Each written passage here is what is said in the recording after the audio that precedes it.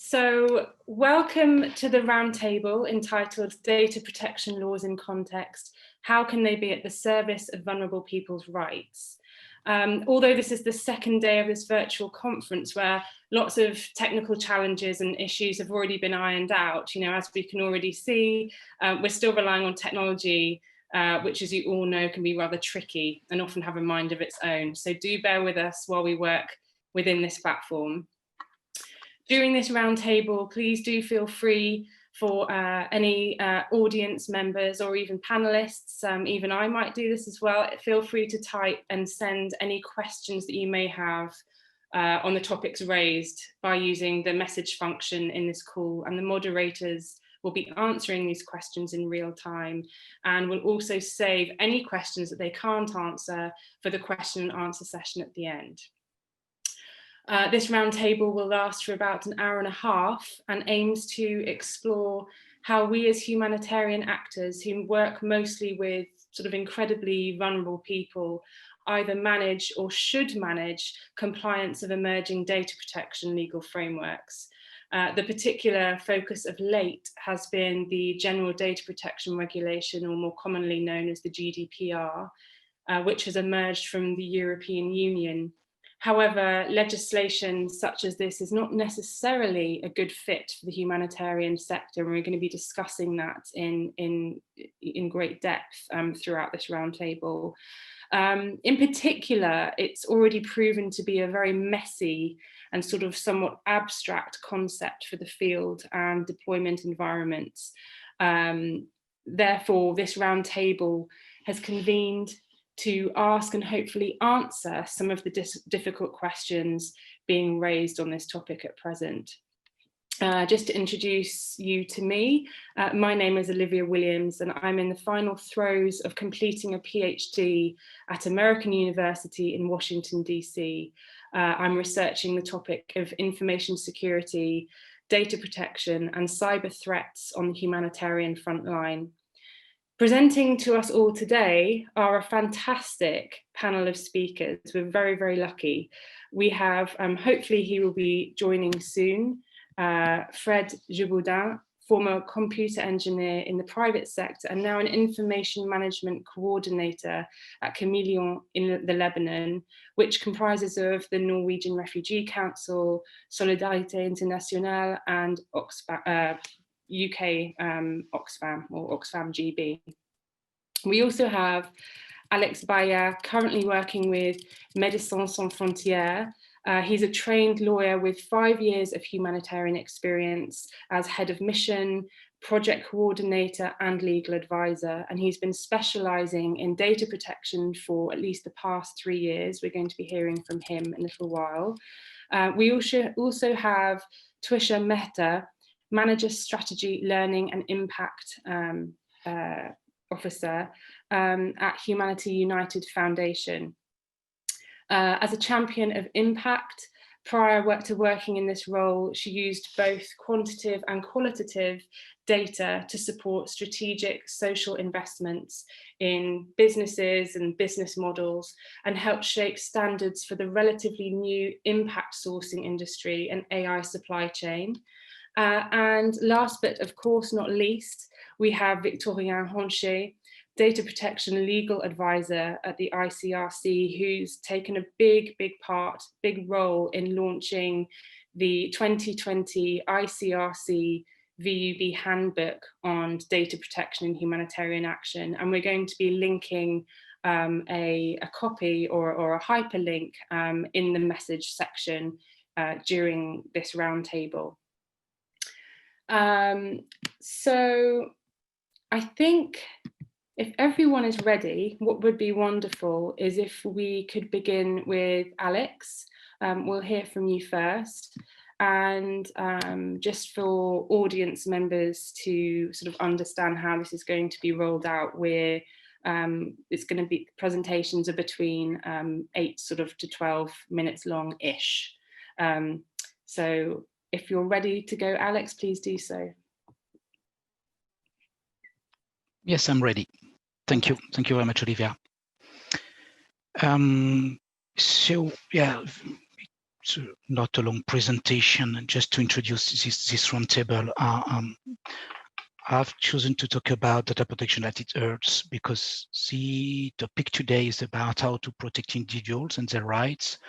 So I think that data protection and privacy are really topics at the heart of our job as data protection officer or IT security officers. So this is the title of this short presentation. Just maybe as a short introduction, just to keep it very simple on this list of bullet points, and to remind everybody that data protection regulations, GDPR or national laws, have been created to keep personal data safe.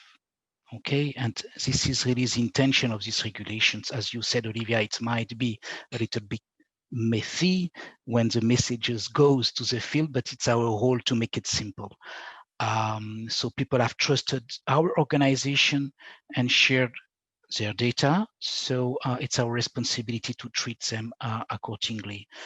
For sure, we talked a lot about GDPR in the past months and two years, but there is an increase of 10% in the last 2 or 3 years of local laws and regulations on data protections. You know, so Indonesia, Bangladesh, and more recently, it was, I think, last week that Rwanda data protection bill was passed. So it's something increasing, and all these regulations are mainly influenced by European best of data protections, and including the GDPR. So the question today is not anymore if data protection regulations are applicable to humanitarian organizations or actors.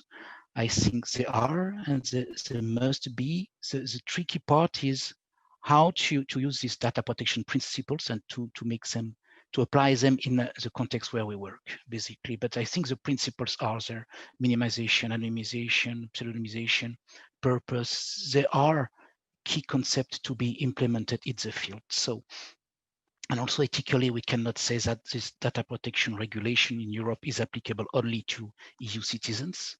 It would create, I think, a double system or two system, and this is something we don't want from an ethical perspective as well.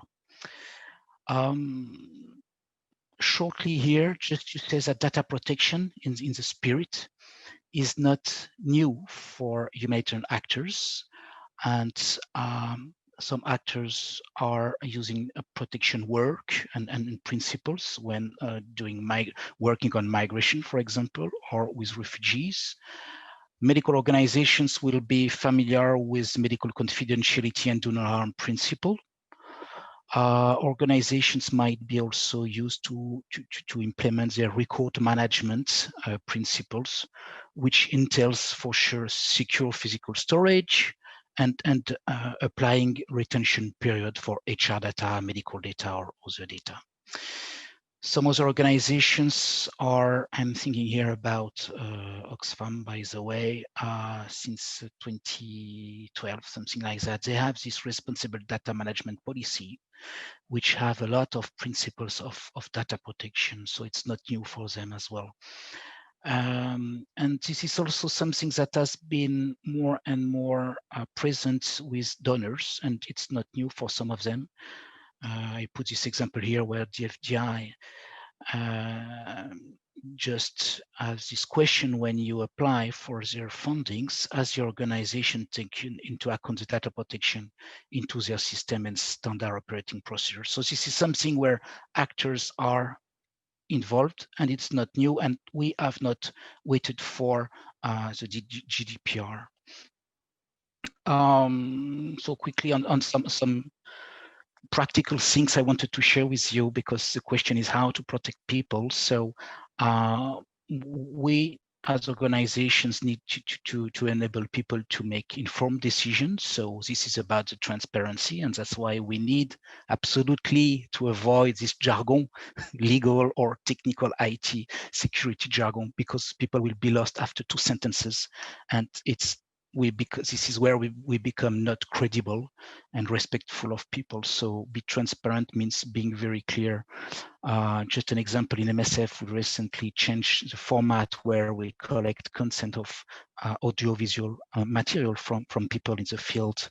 We made it very much simpler. Also, we don't want to put people at risk, for sure. And I don't want to go again in the roundtable and the workshop about geolocalization. When we collect patient data, we have this ethical responsibility not to put people at risk. And also another example about not putting people at risk is indirectly asking them to share with us some sensitive data. I take the example of Facebook. There are plenty of Facebook pages in humanitarian organizations. What we don't want is for people to share their information about their disease, for example. So we want to push some information to explain about where clinics are, where our activities are located, but in turn, we don't want people to say their HIV status, for example. Okay, and we have to be careful about that. Another example quickly about external service providers, where we don't want to put people at risk, and we need to respect that. So some of our explore missions, or kind of routine transportation between projects and activities are done with vehicles equipped with car tracking systems.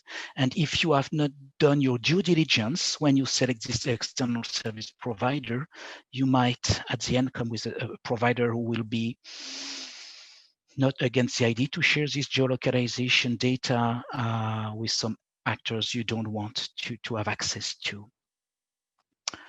Also about protecting data, it's about protecting people's data through our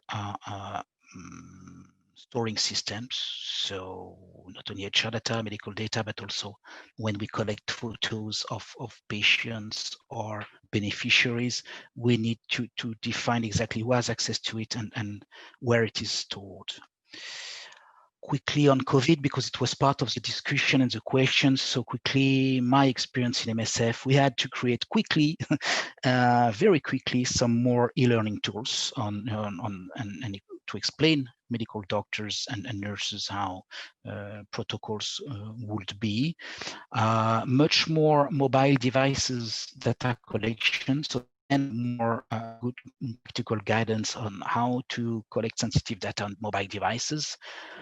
And we had to increase as well the number of guidance in very short term about telemedicine, for example. And last but not least, the field, our colleagues in the field were very much under pressure to share COVID patient data with external actors. So we had to put some safeguards around that. And the last one is about my role as a data protection officer, because the question is how can data protection officers or privacy focal point, whatever their name, can help field workers? Just a few ideas here. It's a new position. Definitely, we need to be known as the one who can respond to privacy questions. And we don't want to be seen as the one who want to complicate the things, which are already very complicated. So our role is to make things more clear and simple by providing some clear guidance. And we don't want to be seen as the one who are complicating things. We want to help teams to identify risk areas for beneficiaries. And we need to demonstrate what we are doing based on a risk-based approach, because data protection, this is my final point on that note. Data protection should not be seen as 100% compliance about people's data. It's much more about analyzing the risks and putting mitigation measures according our environment of work. That's all from my side. Thank you very much. That's wonderful. Thank you, Alex. And you've given us lots of food for thought there, particularly since you were, talking about the things that MSF has been looking at in particular about how to implement not only sort of more recent data protections in the field, but how you as an organisation have been doing this for a considerable amount of time. I think it's really, really important to mention that and say, remind people that actually this isn't new. Thanks to GDPR, it's been going on, and it's an important discussion that's been taking place for a long time within the humanitarian sector. So thank you very much for raising that, as well as also discussing and pointing out how so much of this is contextual, and therefore it's not a sort of easy to whitewash every sort of deployment or field environment with the same kind of data protection, although as much as we would like it to be that case. So thank you very much. That was really informative, and no doubt we'll have questions for you towards the end of the session.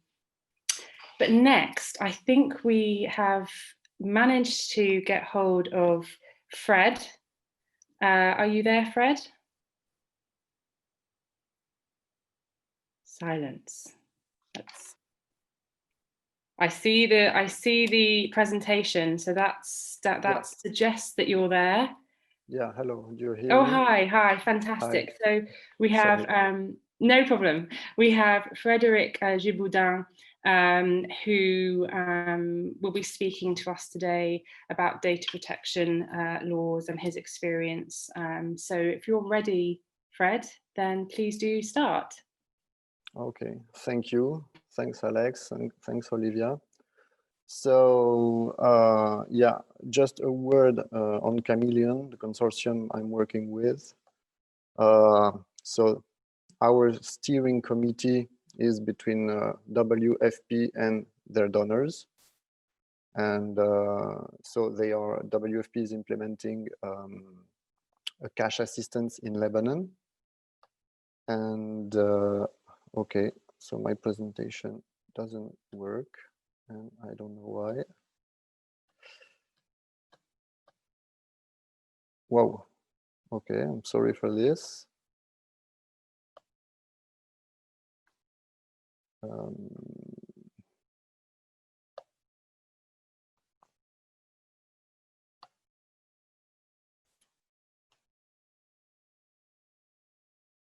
I don't know if you are seeing my screen or something, but we are seeing, what are we seeing? We're seeing, I can see you and I can see everyone else on the panel. Okay. Can't quite, I was seeing the presentation, but that's disappeared now. Yeah, okay. PowerPoint is crashing. Of course, we were talking about this just earlier, Fred. We were talking about how technology is, it's wonderful when it works and then problematic when it doesn't. So don't worry, take your time. And if it's something we can't quite get to work, then we'll do this a slightly different way. Anyway, that was probably the least interesting. So yeah, WFP is implementing a cash assistance in Lebanon, and we are, as CAMEALEON, as the consortium, we are monitoring the activities. So it's a third-party monitoring model. So I'm going to try another time to share.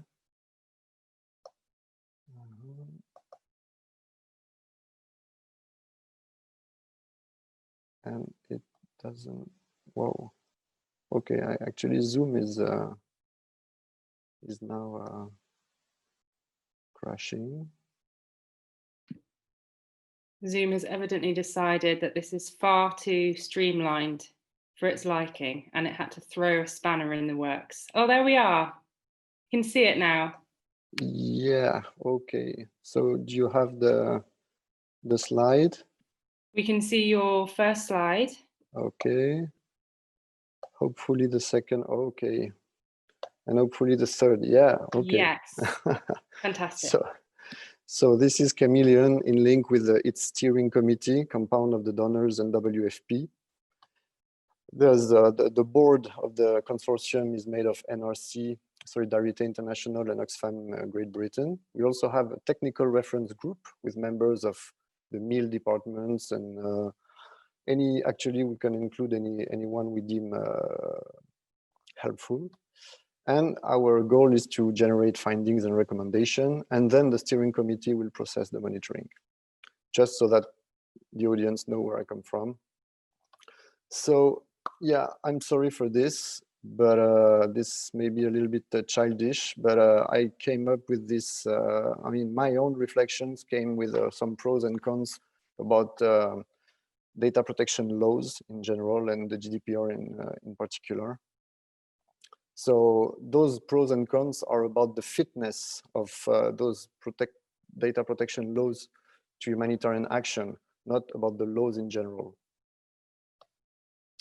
So let's say we have different objectives and standards from different entities. So from a harmful behavior to a protective behavior, we could say that on the left we have hostile actors, and on the middle and also on the left we would have negligent actors, right? And so protective laws, including the GDPR, they are meant to forbid the most harmful or risky behaviors from actors that might be hostile or negligent. Better protective laws will raise the standards. It will increase the minimum standards, the highest hope being to have a law forbidding any harmful behavior. However, laws as we know them now do not impose benevolence and supportive care from every actor towards its customer, users, beneficiaries, etc., right? So humanitarian NGOs, in the humanitarian context, we deal with displaced people that are very vulnerable, and our duty is to be extra protective and supportive to allow recovery and resilience in heavy crisis. We are driven normally by the humanitarian principles, aiming at higher human standards than what laws impose to potentially hostile actors.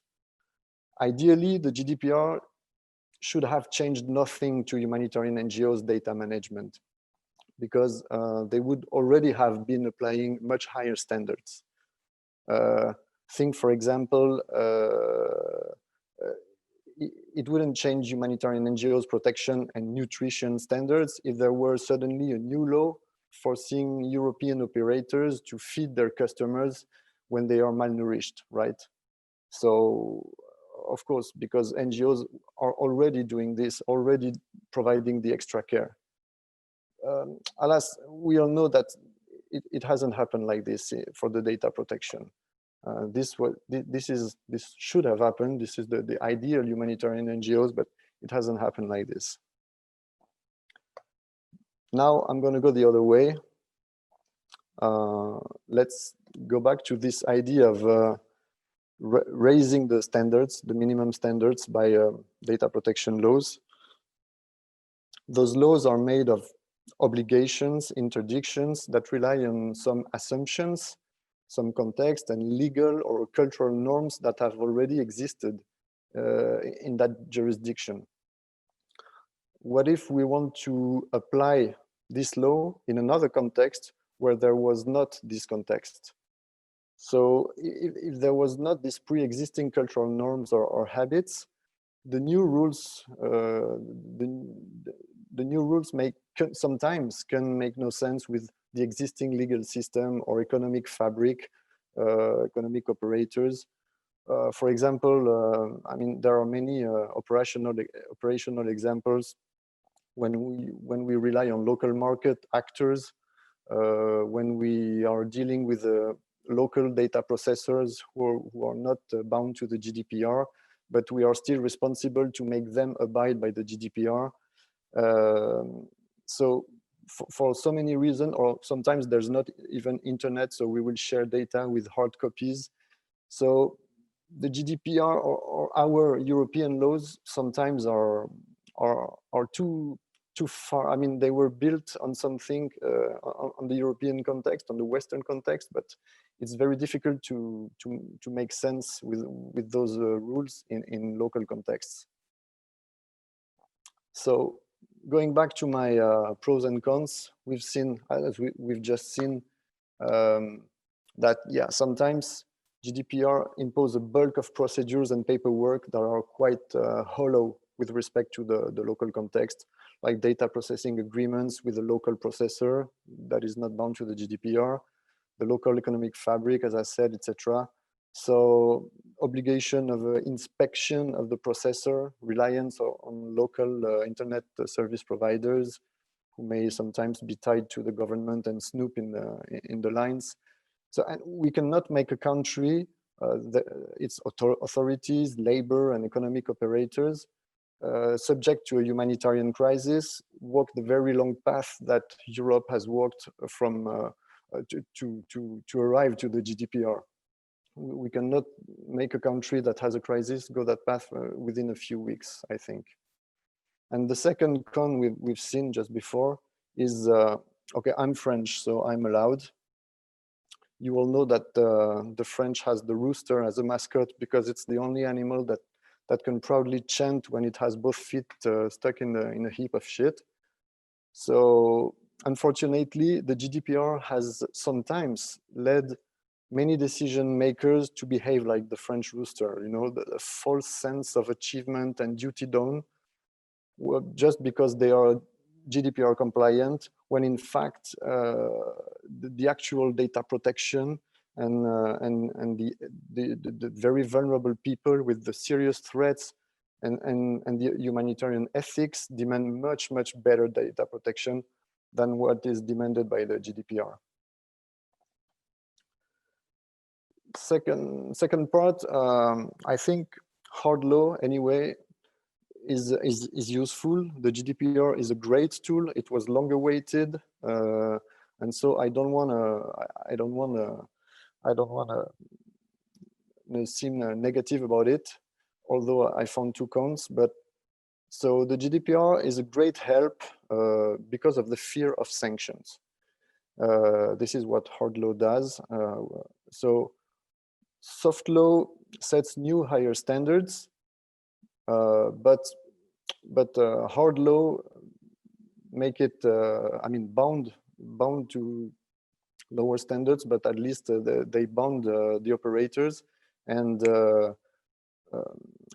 I mean, the fear of sanctions will allow the program management staff and that are otherwise too stressed to think of new constraints to really care about those new questions because of the fear of, think of the new power we have as IM since the GDPR when we talk about the data protection. No, like this is really it. Before the GDPR, no decision maker was really caring about data protection, except maybe some people that would care about higher ethics, but usually we are under the pressure of indicators, etc., and we don't care about that.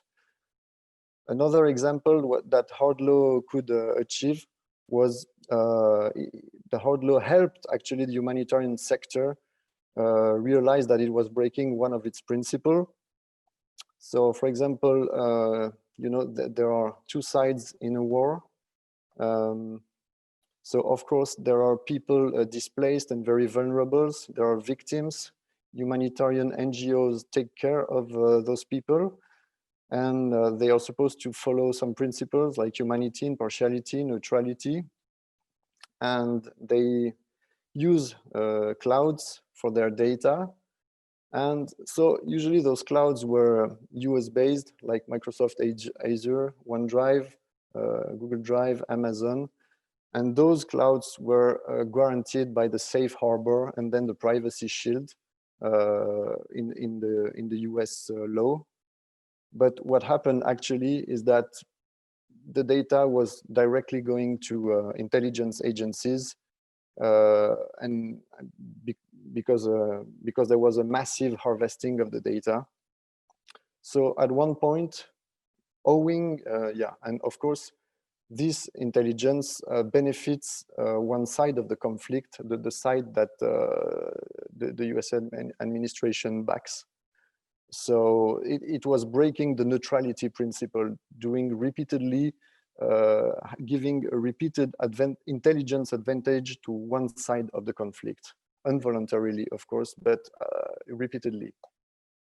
So fortunately, owing to the GDPR, that is a great tool, stringent tool, the Court of Justice of the European Union could dismiss the safe harbor and then its successor, the Privacy Shield, and thus deem the use of those clouds illegal for European-based NGOs.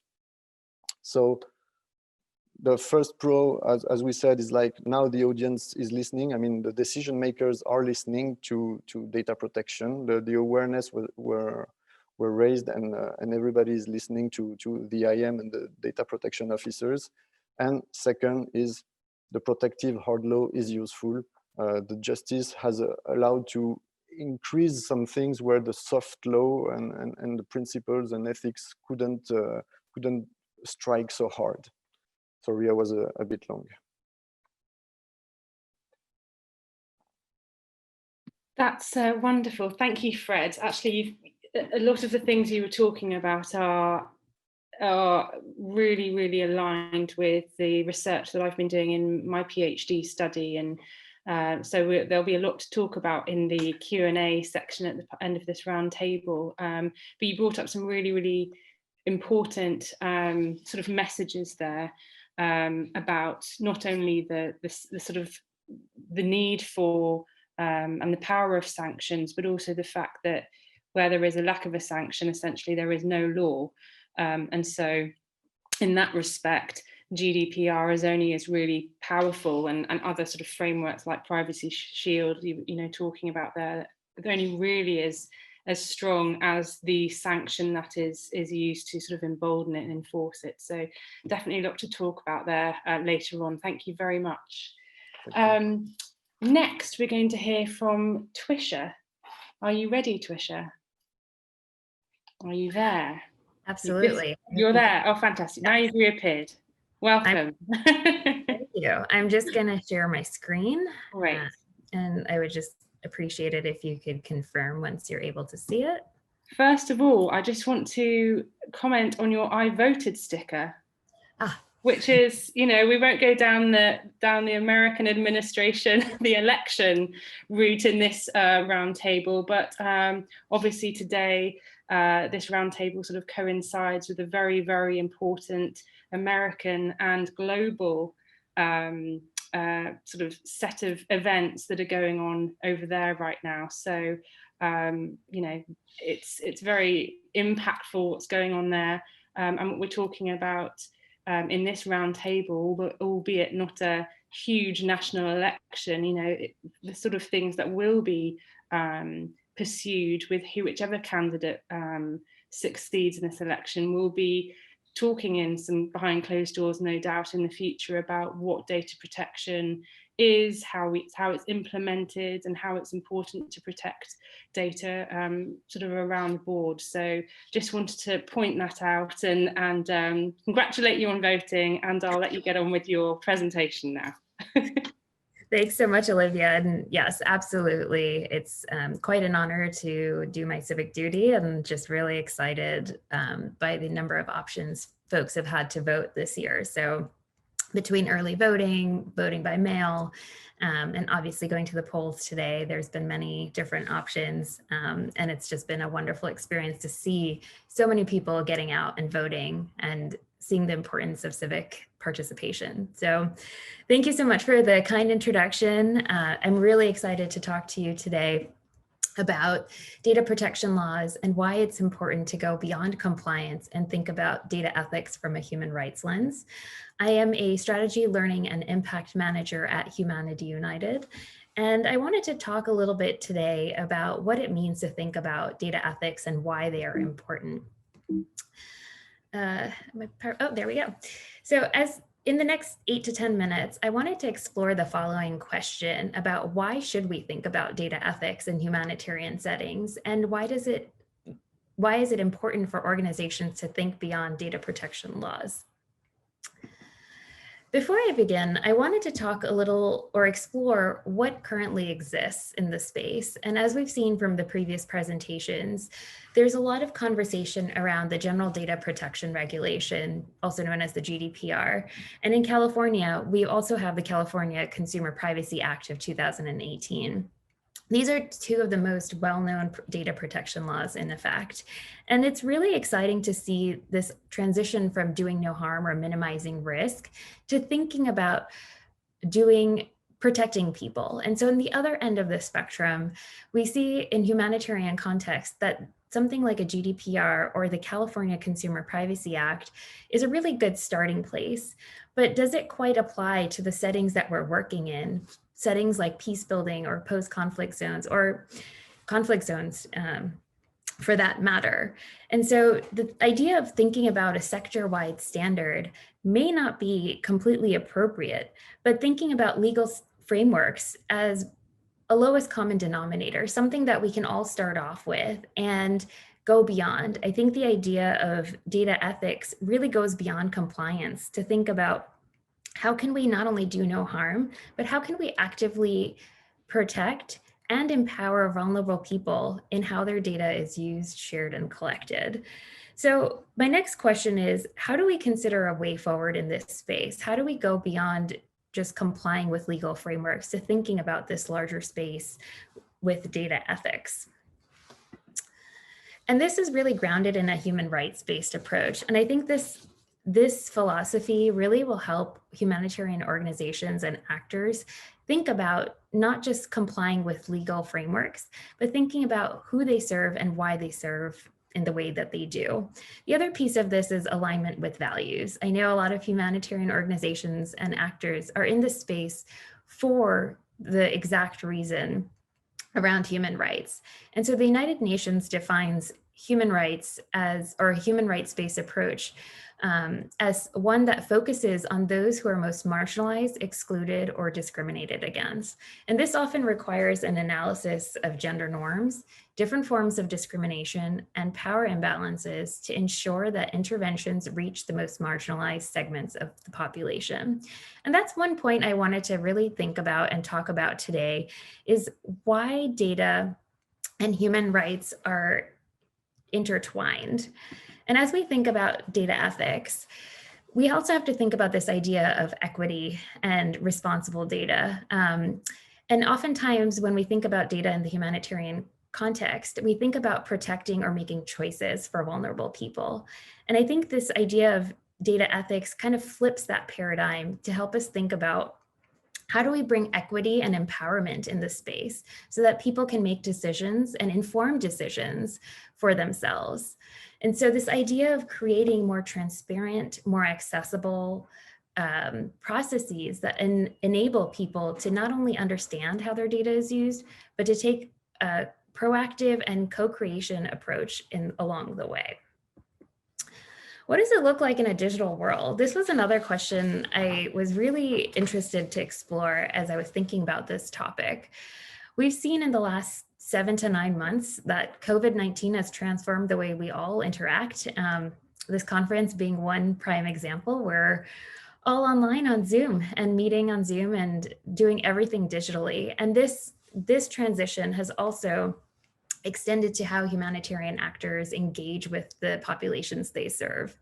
And this means that technology has just increased, or people have increased the way that they engage with technology in many realms of day-to-day life.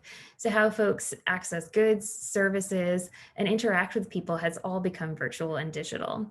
So with the use of these technologies, we need to ensure that we're clearly understanding how people are using their data and how their data is collected and used along the way, especially when you're having sensitive conversations, sharing sensitive data, and interacting primarily in a virtual way.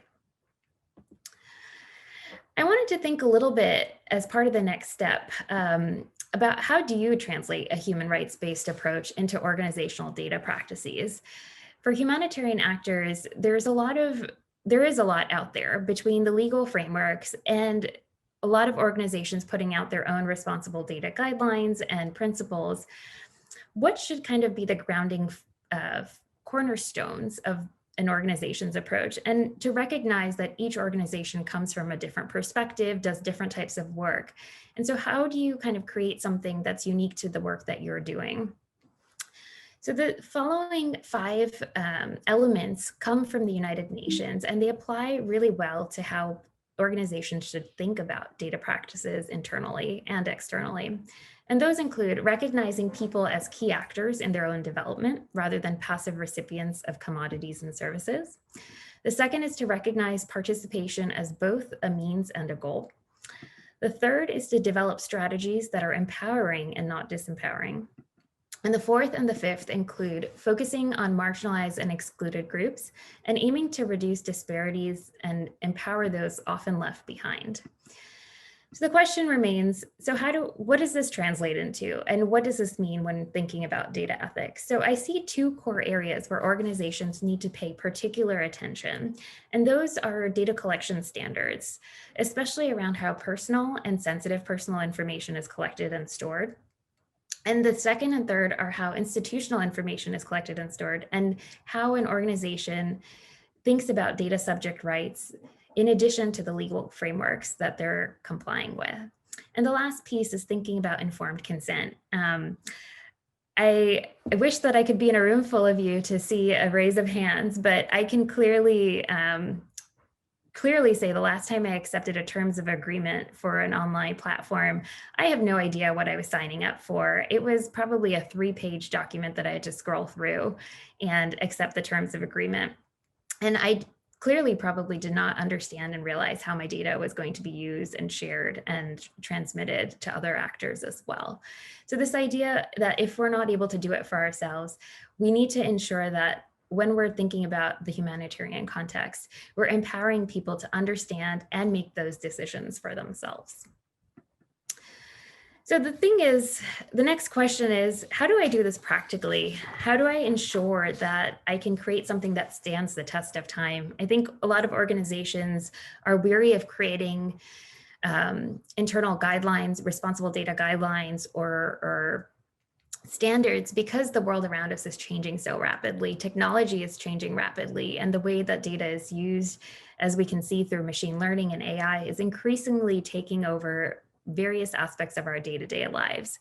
So at Humanity United, we spend a significant amount of time thinking about how we can meaningfully think about and explore data ethics based on a human rights approach. We wanted something that would stand the test of time and would help us think through how we approach our strategy, our practice, and how we interact with our partners on the ground, using something that's based on principles and something that's also grounded in the way that our organization works and the values that we hold to the highest of standards.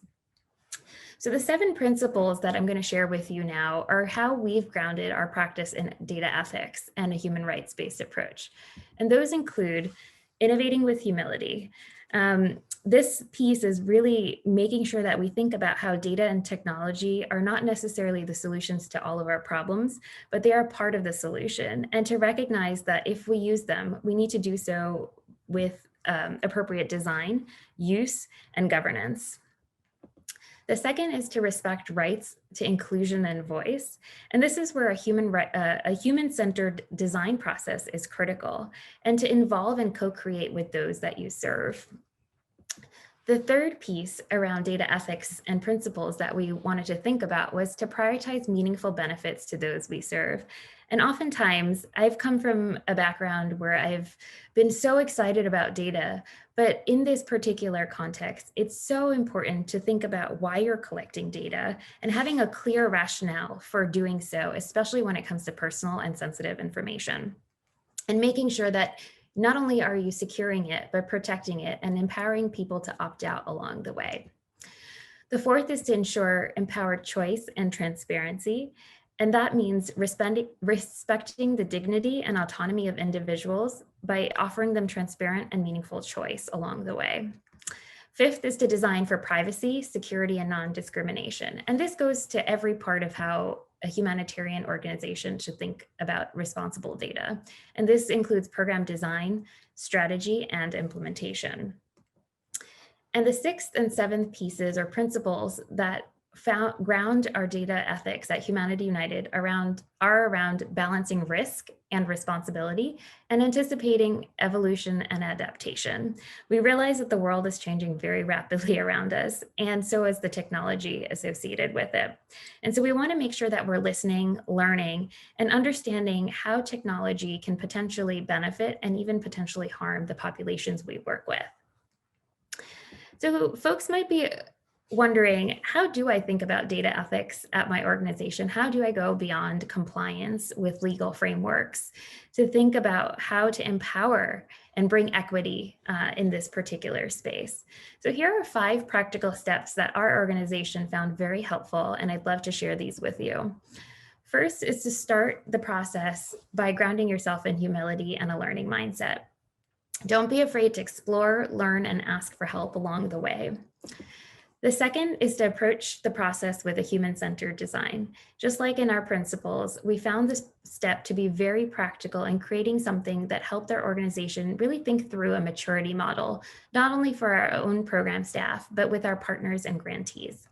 And as part of that process, we had to be ready to build, test, learn, and iterate. And we iterated and iterated several times over to make sure that we were really thinking about this in the most appropriate fashion. The third was to include diverse voices across the organization, folks that would be using these principles in their day-to-day work, as well as our partners and grantees that do this on a day-to-day basis. And one thing we put a particular emphasis on was to co-create with our end users. The fourth was to be practical. We realized that this process of developing organizational responsible data guidelines or data ethics was going to be a part of a larger journey. And we were not going to get it right at the first try. So to make sure that we recognize this as a journey and we prioritize progress, incremental progress over perfection. And the last practical step that we've learned along the way was to design for privacy and safety, and to make sure that we were thinking about any potential ways that technology could positively and negatively impact the populations we worked with. So these are some practical steps that I was really excited to share with you. And thank you so much for joining us in this session today. I've also cited the references in my presentation here on this last slide. And if you have any questions, I'd be happy to connect with you during the question and answer or offline with my email address. Thanks so much. Thank you, Twisha. That was really, really informative. Gave us lots of food for thought, and it was really wonderful to hear how your organisation has been trying to push that envelope and go beyond saying, you know, we're compliant, or, you know, other organisations should be compliant, and really try to identify not only practical steps to ensure that end users or beneficiaries and vulnerable populations can be part of this process, because essentially we're doing all of this, you know, for them as much as being compliant ourselves. But you've really kind of, I can tell you've gone to sort of the nth degree to really try to understand how to implement this in the field. And so I think that's a really valuable contribution to the entire sector. That's really wonderful. Thank you. And you picked up on a few things there that I'm going to round up talking about at the end. So thank you very much. Next we have Victorien. Are you there? I can see you're there. There you are. Yes, I'm here. Thank you very much. Thank you very much. Unfortunately I do have a formal presentation PowerPoint for my presentation, but basically I wanted to speak about 3 main pillars, which are for me translation, implementation, and awareness. When we speak about the laws on data protection in context. Just before starting, I would like to complete a bit my background. So I'm a data protection legal advisor within the data protection office of the ICRC, and I've been focusing my work on medical activities, cash transfer activities, GIS, water and habitation. So I've been on the first line, if I can say, when we had to tackle some challenges regarding the compliance with legal obligation in this particular area, especially in medical activities where the first challenges arised a few years ago. I've been part as well of the development of the 2 editions of the handbook on data protection in humanitarian action that I think some organization may find interesting, but I will speak about it a bit later. Also, I wanted to mention that the ICRC is in a specific situation, in a sense, as an international organization, we are not subject to the GDPR. However, it doesn't mean that we cannot continue our work without any protection or without any restriction, law, regulation that protects the data of the beneficiaries that we collect. So that's why we developed our own rules and we developed our own system of effective remedy. We have our own commission on data protection. There is the equivalent of the data protection authorities in a specific country. I'm thinking about France, so the CNIL or the ICO in UK. That's where it became actually interesting, because when we had to develop these rules, we had to actually look at closely the GDPR to find a way to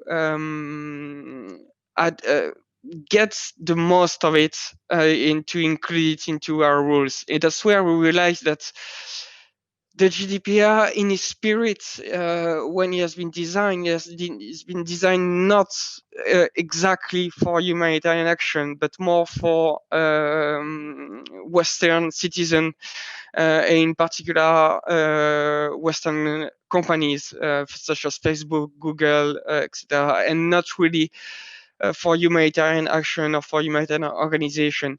We have, however, some provision that exist in the GDPR regarding humanitarian action, but they are some light or they are largely open to interpretation. That's why, for example, yesterday we discussed about the use of informed consent and the difficulty to use informed consent in the field. Twisha just mentioned it as well. We also have some issue with the legal jargon, as Alex mentioned, when we have to provide information to beneficiaries. This was not planned in the GDPR, so we had to adapt to do some kind of a translation to transform the GDPR and the obligation in the GDPR and actually the data protection laws, national data protection laws that are often not a copy paste, or at least largely inspired by the GDPR, to make it sure that it will apply to our particular job and our particular situation, to offer the best protection. However, as Alex mentioned, there is nothing new. The protection of data on paper, as it was a few years ago, or the protection of digital data as it is today, it's the same protection. It's only the threat that are different, maybe, that requires maybe another reflection around that. That's why I often explain to my colleague, or I often insist towards my colleague that the digitalization, yes, it's a good thing. We need we need digitalization today in humanitarian action for all the advantages that we can have, but we cannot do it quickly. We cannot do it like this tomorrow to implement it. Digitalization has a cost. It costs often a lot. It takes time. And that's where we may have some changes when we face emergency situation. We often say, colleague, yes, you want us to develop tools to engage in assessments, to engage with the ICT department to make sure that the tool is secure, that the protection is sufficient for the individuals. But this takes a lot of time and a lot of money. Sometimes to develop a tool, to have a tool that is functional within the ICRC, it takes 6 months or maybe 1 year before we can validate, have a green light for a tool. So that's why we develop a risk-based approach, as Alex mentioned, through what we call the DPIA, the Data Protection Impact Assessments, which is a tool that helps us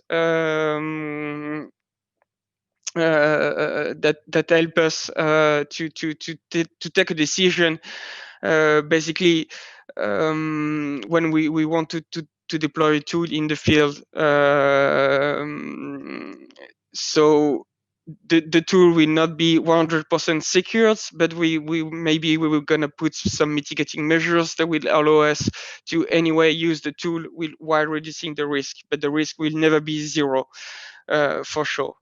That's why it's important, I think, to raise awareness. So after the translation of the law that exists, after the implementation, the form of implementation, we need to raise awareness among our own staff, among the organization, raising awareness around the position of the DPO, what is the role of the DPO, when we should consult the protection office, when the data protection office should be part of the process in the development of a tool.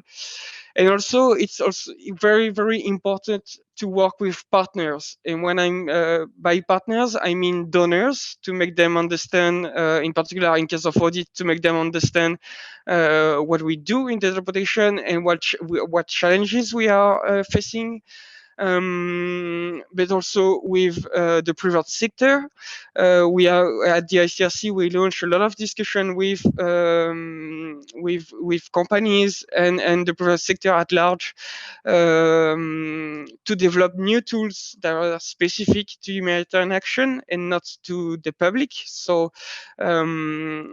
for example, when we discuss with Microsoft to have like different tools that are not like the public one, but one that's specific to the ICRC or specific to humanitarian action with different protection, and also lawmakers today. I think that there is a big role of the lawmakers for tomorrow to adapt certain rules that they put in place and that today are not fully in line with what we do.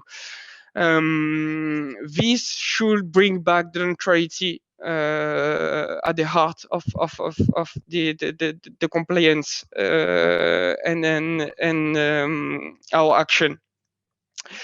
That's why as well we develop our handbook on the data protection in humanitarian action that you can find on the web, that you can download with a lot of templates, standard advices for any organization, whatever the size of its organization or the means, the resources of its organization. The idea is really to offer the most guidance possible on the implementation of the rules, whether you are subject or not to a specific law, national law, or not subject to the GDPR or at all. But it's true that the implementation at the end, it represent a big changes and pressure in particular for small organizations. And that's why I come back to lawmakers, and I think that tomorrow it's them, the donors, the lawmakers, and the private sector that will shape our compliance with the legal standards. That's it for me. That's fantastic. Thank you, Victorien.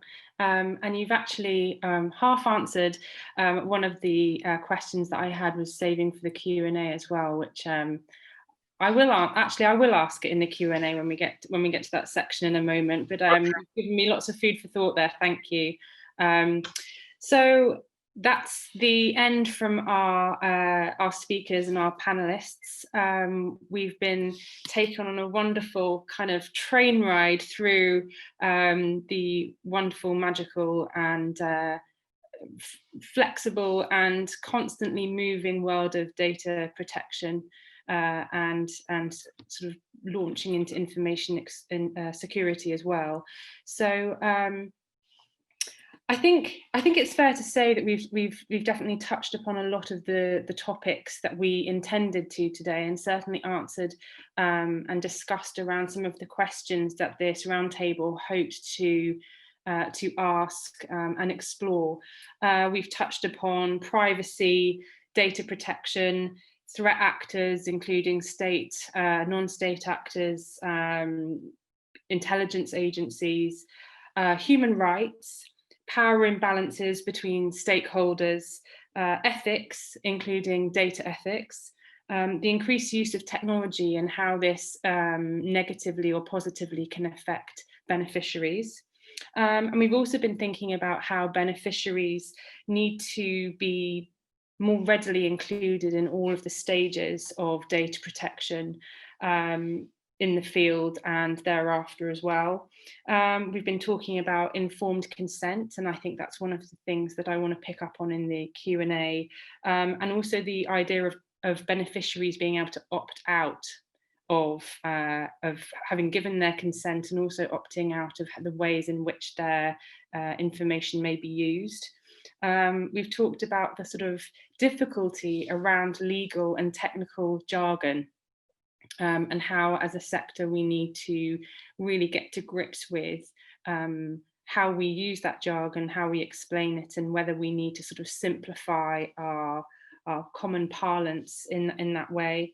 We've also talked about, which Victorien has just very eloquently described to us, how there are organisations within the humanitarian sector itself, such as the ICRC, who are sort of regrouping and approaching data protection in a manner of sort of independent thought, feeding from the experience and the sort of practical application of data protection legislations in the field, and how organisations themselves, some are grouping together and others are working independently to respond to these kind of protective frameworks.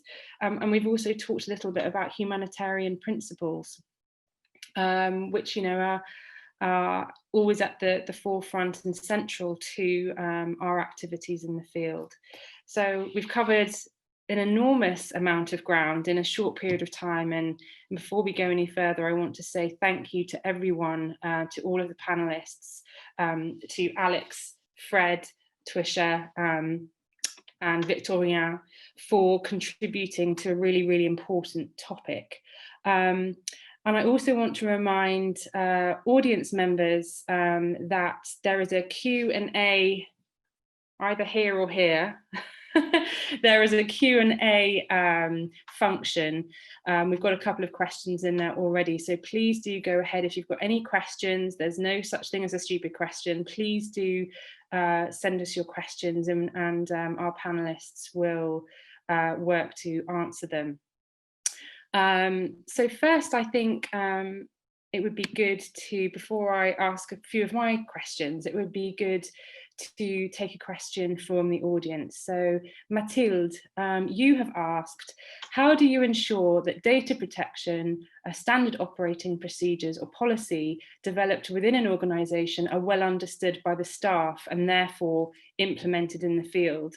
And that's a really, I mean, that's a central question to this, because it's wonderful if we can have and produce these very well intentioned documents, and even if they spread far and wide throughout the sector, you know, their implementation and their practical sort of usability in the field, it still remains in question. And that's one of the things that I think in the coming months and years we're going to be really needing to put to the test.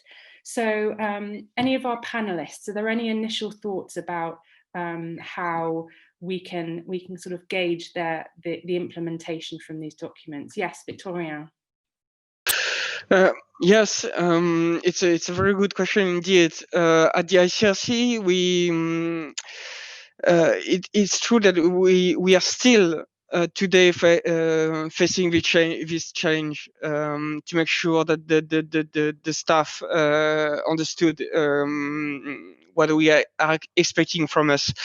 What we did first is that we developed e-learning that is normally mandatory before going to the field, and then we choose to train the top of the chain, if I can say, the head of delegation and the management, to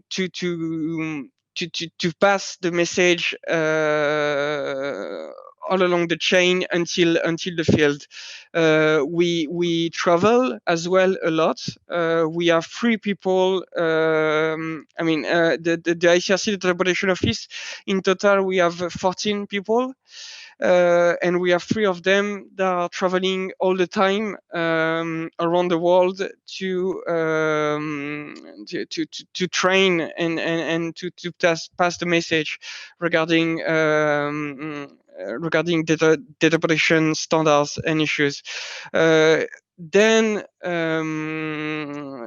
Then what is maybe missing or what is difficult is maybe the monitoring after them, because it's a good thing to train people. It's more difficult than to make sure that it is still implemented in the time, because of course, from a context to another, the implementation will not be the same, or changes may arise that we didn't think about it. So even ourselves as data protection officer or data protection legal advisor, we learn every day. We are facing new question. So I think that again, raising awareness around the position and the role of the DPO is really important, because we are here to help the staff to understand the rules and to understand and to find a way to implement them as best as possible.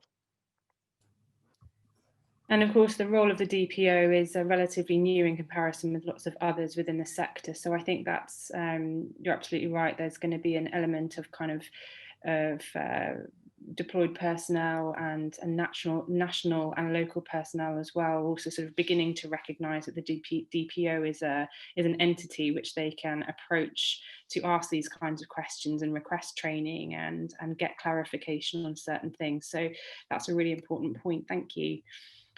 Fred, I wanted to pick up on a few things that you said, if possible.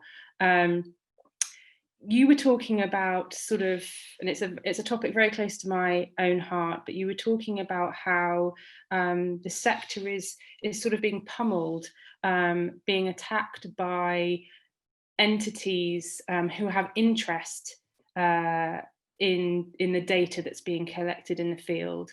And surveys that I've done in the past have indicated that that's not a widely understood, not a widely sort of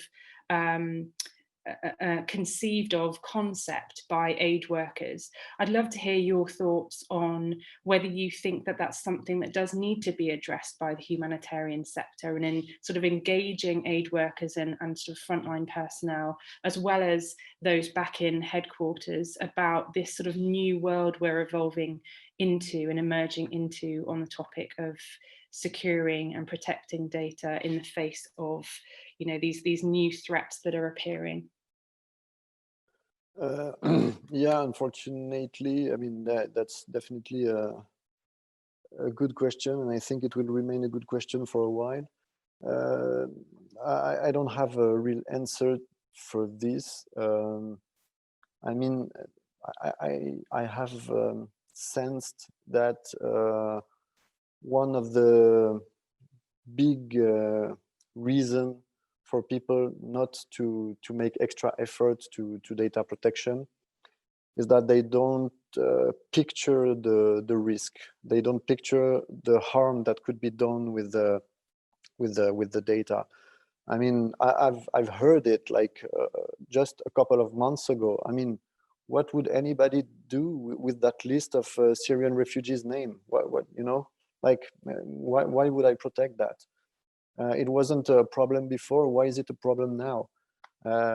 This is phrases that I hear not on a daily basis, but almost. So I'm still dreaming of a consultant who would be a former intelligence officer, giving giving conferences, webinars, whatever, explaining to people, to humanitarian workers, okay, in that case, in that war, 30 years ago, with just that bit of data that seemed harmless, that's what we could do. That's what we could achieve on a military point of view. And this is what you can do with such little data. I'm still dreaming of that speaker, but I've tried a couple of times to reach out to such people, but I always failed. But I think it would help people realize, I mean, we have theoretical examples. We have now documentaries and documented academia papers, documented how propaganda agencies like Cambridge Analytica or others could completely change the course of history with not even personal data, by the way, just huge amounts of data that were either personal or not, but that was not really the point. That was what they could do of it. So we already know that data, even apparently harmless data, can be very harmful. But people still think it's okay, it's not from my data. It's like it may happen to others, but it's not from my data. So, and even myself, I mean, I'm struggling to I mean, I could invent some scenario where the data that we fail to protect might harm someone, but people would know it's a scenario I invented. So, I mean, either we are going to a scandal where people will actually see, or I don't know how to open eyes on this. Yeah. And to add up on what Victorien said just before, I mean, to me, it's like a huge victory when someone in my team comes and say, I was about to share that data, but I thought I would ask you first, and how I should share that data, etc. And like, yeah, this is a victory for me already. If I may, Fred, regarding this kind of what can you do with this part of data? We work a lot with the EPFL, the École Polytechnique de Lausanne, and they developed some course for us, like basically computer for dummies, basically. And they show us like in live what you can do with small pieces of data. So, I mean, I think if people want to be in contact with us about that, it could be really interesting, even for yourself, because it's scary actually. So they are not like from intelligence agency, but they are like people working with computer all days, and they have been able to show us what they can do. Yeah, Just wanted to definitely. mention that. Thank you very much. I Well, will actually, definitely reach out to you. Yeah, as will I, and I'm sure we've got 30 participants listening at the moment, and that's not to include the people who will be listening after this event, once this is uploaded to YouTube. So you'll probably be inundated, Victorien, so prepare yourself. But no, you're absolutely right. There's already been, in some of my work, I've already been able to sort of uncover that there's been humanitarian data has been used to track migrants through Europe and into North America, and it's commonly used to sort of hinder sort of human rights for large multitudes of people, and used to justify their own data is used against them to justify their detention, and that happens a lot.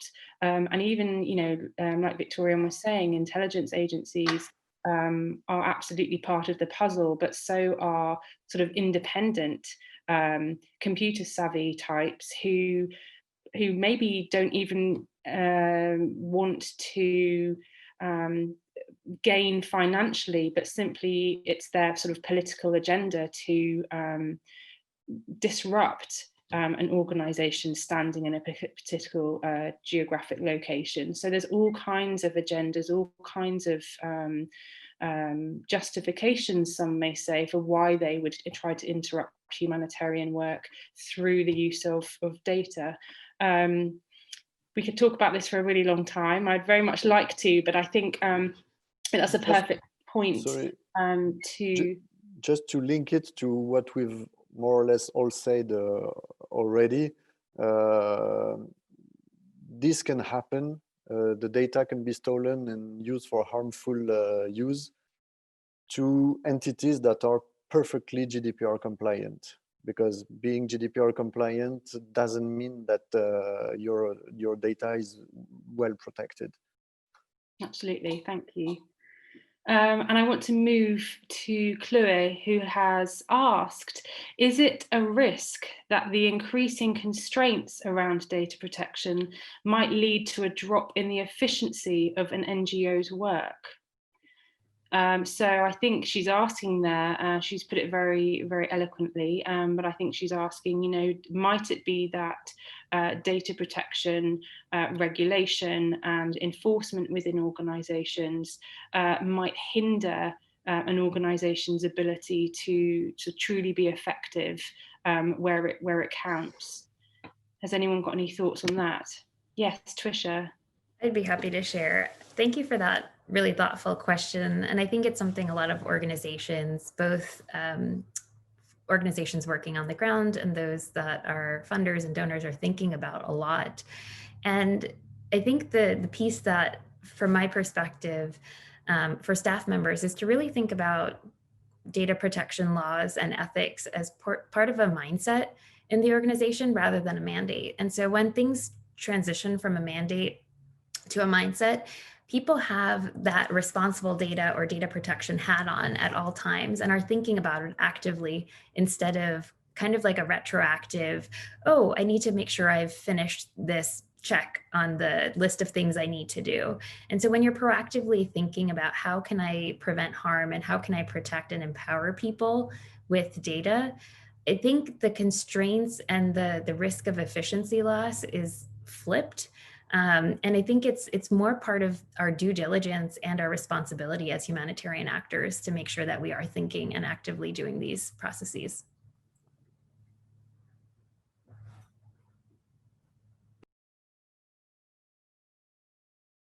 Olivia, you might be. I've got to mute. I've got to unmute. I'm almost there. Just remembered in the nick of time. But actually, what you were saying there really does feed into another question that we have from Benoit, who is asking, what is the appetite within the sector to incorporate data protection mechanisms, whether they're sort of legal or otherwise. He asks between formal legal compliance to GDPR and data protection being a rather low priority in comparison to helping the beneficiaries, what is the risk appetite of the sector? What is it? What are people thinking about that? What is very degree of appetite? Or yeah, Victorien, you go ahead. Yeah, if I may, data protection is helping beneficiaries. So I do not. I mean, I do not agree with this idea that data protection being rather a low priority in comparison to helping beneficiaries, because today in our world, helping beneficiaries is taking care of data protection, of their data protection. So how compliant should be the humanitarian sector? The maximum possible regarding the circumstances. Again, I don't think that tomorrow an organization, an NGO, will be fined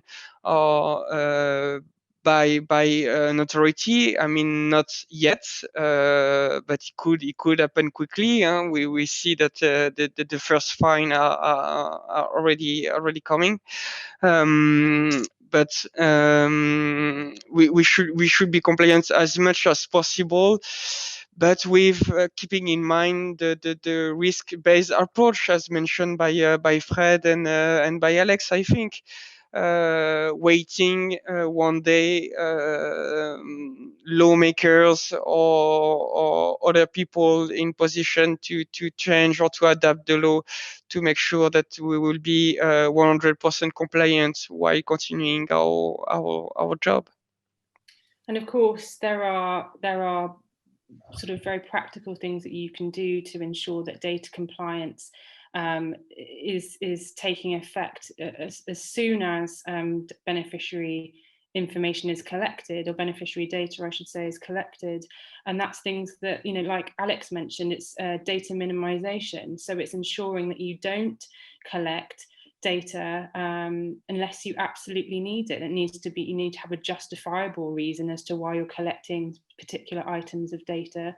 And so I think from my research, it looks like the humanitarian sector has made a big shift from just collecting all of the data whilst I'm there in front of this beneficiary. I'm going to collect whatever I can, whatever occurs to me, I'm going to collect. There's been a big shift away from that mentality and towards sort of having to justify it to oneself, to one's managers and to the organization, and fundamentally to the beneficiaries as to why that particular item of data is being collected.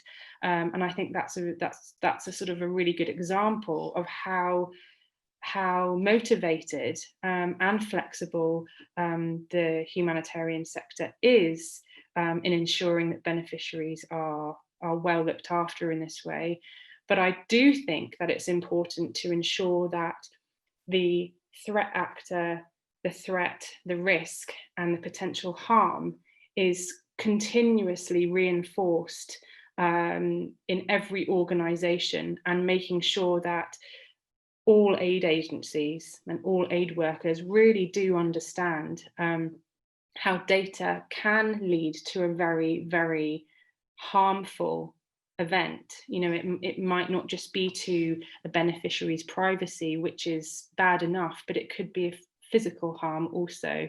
And there've even been reports of, of death, many reports of that. So I think there has to be a reinforcing of this sort of how harm can affect people throughout the data harm life cycle.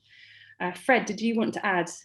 Yes, indeed. To add up on what you've just said and Victorien said, I think when you're aware of the harm that might be done, then you become aware that helping is not opposed to data protection. And I used to have this this metaphor, this comparison, giving to that I was saying to my colleagues. I told them, you are thinking of data protection as a organic agriculture on the rice bag that we bring to starving people, when actually data protection is not organic culture label, it's a poison-free label. No, it's that important. It's not just like hype or something. Yeah, and I think it's really important to talk about it in those terms as well, because it's only really these jarring sort of visuals that we have, which really sort of to begin to take effect. And I think that's a really important point. I also wanted to, I think let me see, have we gone through, I think we've gone through all of the questions that have been asked via the Q&A. So if anyone else within the audience has additional questions, please do use the Q&A facility at the bottom of your screen. The more questions, the merrier. But I think another topic that needs to be discussed is sort of third-party technologies. And Twisha talked about this. And how, it's not only technologies, but also enumerators and enumeration companies. These third-party sort of partners and partnerships that are taking place throughout the sector, which on one hand do enormously affect the sort of positivity and the amount of good work that's able to be done, but also there is this sort of hidden door, this veil behind which we're all a little bit uncertain, if we're aware of it at all, we're all a little bit uncertain of how that may negatively affect organisations and almost more importantly, beneficiaries. So what are from the panellists, what's your sort of take on how much third-party use or third-party implementation might pose a risk or a danger to beneficiaries? How much do you think that that's sort of really well understood? Victorien, then Alex, then Twisha. Very quickly, at the ICRC, we try to avoid the most of possible the use of third parties, because when you use third parties, you create new flow of data. The data travel, and the most they travel, the more risk you create. So the less third party you have within your circle of data, the better you are. That's the position, the position of the ICRC today. So that's why we are trying to bring back everything at home, the data at home, to have our own servers, our own cloud, our own, of course, it's not possible. It's a long-term process, but yes, third parties is always a risk, because the data, you lose the control of the data in a sense. And contracts are beautiful, but it's still a piece of paper. Right. And there's also very, very few ways in which you can sort of double check and ensure that that partners are being fully compliant with any contract or MOE that might have been signed anyway. So it's a difficult one. Alex, you want to... Yes, on top of what has been said by Victorien, if you don't have the possibility to have everything at home, or you don't have time or resources, there is a need to do this due diligence process, as was giving this example of car tracking systems, but there are many others, like the tools you use for medical data processing, etc. Due diligence means you need to do the effort to check some points and some clearance from your third-party data processors, as we used to say. So a third party who is processing, storing your data. So you might have in mind some checklist of a list of 10 points to check directly with this third party, plus also, and I found it a little bit cumbersome at the beginning, but I realized that this data sharing agreement that needs to be in place in such cases are useful because it states clearly what are the responsibilities of both actors and this is something that can be used in the future. So it's an effort to be done to have this document in place directly in the contract or as an annex to the contract with the supplier, but this is something important and useful. That's all. And Twisha, you wanted to add something there? Absolutely. I think this really aligns with the principle of designing for privacy. And so when you're thinking about third-party vendors or applications, it's really important to think through the entire data lifecycle and where data is being collected, who's handling it, who's storing it, who's processing it, and do a benefit, risks, and threats assessment. And this is not only done internally within your organization, but also with the partners and potentially, hopefully, with beneficiaries, so that they too can understand where the risks lie in the process and can co-create along the way. So by having this privacy by design or default, I think you're able to assess when you want to work with certain vendors, partners, or applications, and really reduce at every single point risks of data being used in nefarious different ways. Thank you so much, Twisha. And just to add, sorry for that. I was just thinking after what Trisha and Fred said, at the ICRC we developed questionnaire actually to assess the level of compliance of a particular third party or provider. So it's a list of questionnaire that will help us to assess again with in mind the risk-based approach that will help us to assess if a provider would be compliant enough for us, if we can trust him, and if we can give our data as a processor. Remaining the controller. At the ICRC, we are always trying to remain the controller, and yes, this kind of questionnaire and interviews are really important. I mean, we do a lot of work to meet, to discuss, if possible, the provider before taking a decision to transfer data to them. Excellent. Thank you so much. And unfortunately, we've sort of reached the end of our roundtable session, but I just want that point there of the ICRC creating all of these documents and all of the wonderful and really, really helpful, informative feedback that we've had and presentations we've had today during this roundtable.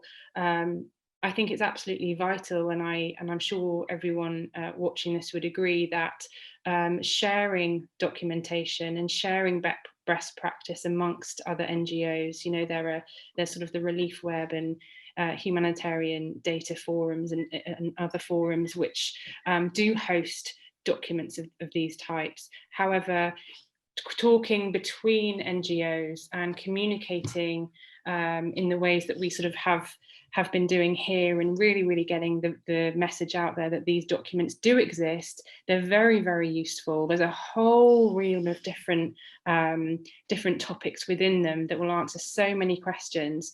Do reach out to people, do reach out to NGOs, do ask for documentation. And as we move more and more towards pure transparency within organisations and as well as accountability, you know, I think these documents and this kind of information will be more widely shared. So without further ado, thank you so much to Twisha, Mehta, Alexandre Baillat, Victorien Hanché and Fred Gibaudan.